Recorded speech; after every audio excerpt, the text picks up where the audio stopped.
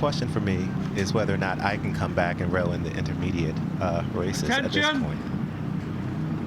Go! Well, Akil, if you fancy it, I think this might be one of those races that gets the taste buds going again for getting back into the boat, because it's going to be a great matchup here between the challengers from Belfast on the left-hand side and the club that has this their name on the trophy more times than anyone else in this Prince of Wales Challenge Cup, Leander Club. And there's a great shot of Miles Devereux, the 23-year-old in the stroke seat. Oodles and oodles of Henley experience for him, backed up by Levin Graf, Ollie Costley and John Keating. And I must say, Akil, I think whenever we see Leander Club in the Prince of Wales, they're one of the favourites, right? This is true. There's such a deep history of winning this title, and it's such great sculling and such a tradition of the quadruple sculls. Yeah, the crew from Leander have been in every single final of the Prince of Wales Challenge Cup, bar 2, which was 2018 and 2019.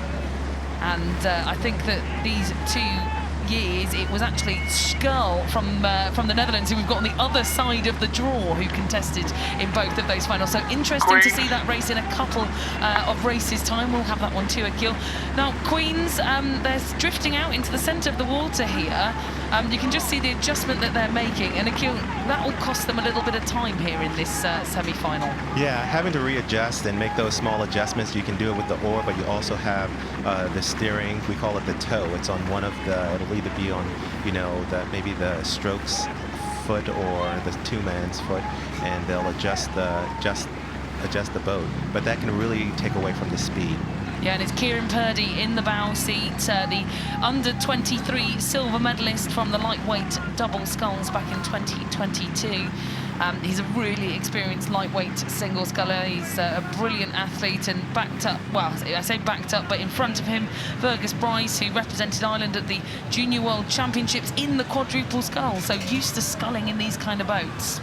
Yeah, and that goes to really help, because the quad is such a fast boat, and you have 8 oars, and you really have to be as skillful with your technique and make sure you can sync with the other rowers in the boat. And look at that synchronicity we've got from Leander Club. Now, we've had some pretty blustery conditions through the week.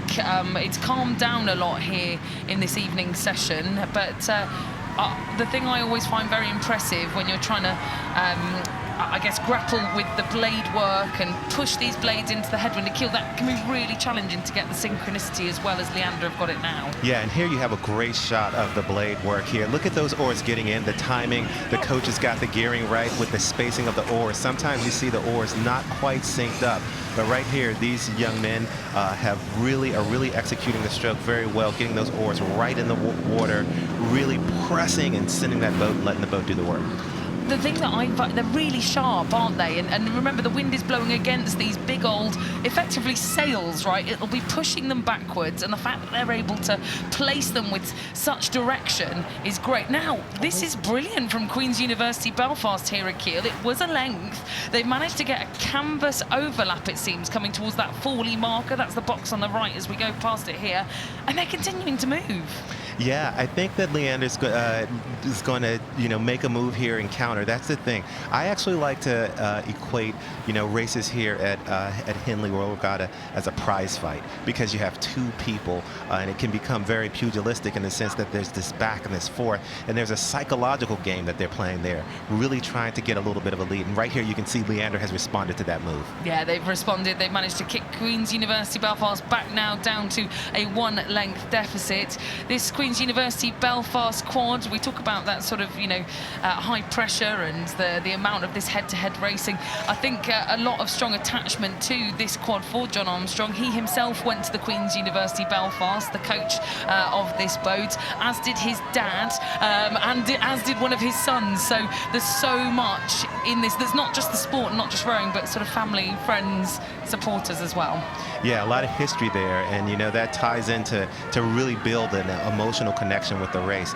These young men from Queen's University Belfast are putting in the work, but that Leander Club crew is just very strong and executing so well. You can look over here, they're rating a little bit higher than that Queen's boat, and they're managing to use that to their advantage. Yeah, they're just spinning around those hands, and you can just see the difference in wash, actually, I think, between these two crews. If you look at the Leander boat, it's producing so much wash, so much puddles as it pushes the water back, and that just goes to show how strong this crew is, who's now, you know, it was overlap. You can now see, you could almost fit a whole quad length in between Leander and Queen's Belfast. But Queen's Belfast, very tidy, very technical, but not quite pushing as much water back from their stern. Yeah, we talk about, in rowing, we talk about the run of the boat. How is the boat running out? What are you doing when the oars aren't in the water? And you can see the power that the Leander boat is generating is allowing them to relax up to that catch and really make the most out of each stroke. So right now, we can great look at this Leander crew. They're heading into the right into the regatta enclosure, and we're going to see, you know, how they want to handle the race from here out. Yeah, exactly. And it's difficult, Akil, right? I don't know whether you've also been in situations where you're the crew that is chasing, you're the losing crew like Queen's is now. You've given it a really good push through Foley. It's paid off, but now I guess there's a price to pay if you've had to try and step up to do something spectacular to try and catch up. Yeah, you know, it's a little bit easier to do in the smaller boats, like the single and the pair. You can see these miraculous comebacks. In these bigger, faster boats, it's a little bit harder. But you can see those young men from Queens are not giving up yet. You can see their bowman, Kieran Purdy, really say to his young men, let's go, let's go. And it looks like they are trying to make a move, doing anything they can to maybe try to eke back into this race. Yeah, they've got everything, well, everything to gain, nothing to lose here. A few more steering adjustments there for Purdy in the bow seat to get them down the booms and into the enclosures, but this is a very smart outfit here from Leander Club, who will, I'm sure, go on to contest yet another final for Leander. We talked about the fact that they have been in every single final, bar two, since the inception of the Prince of Wales Challenge Cup, and would you look at this, they are continuing to write that script for Leander, and they'll row home just beyond the finish line, one length ahead of Queen's University Belfast there over the line.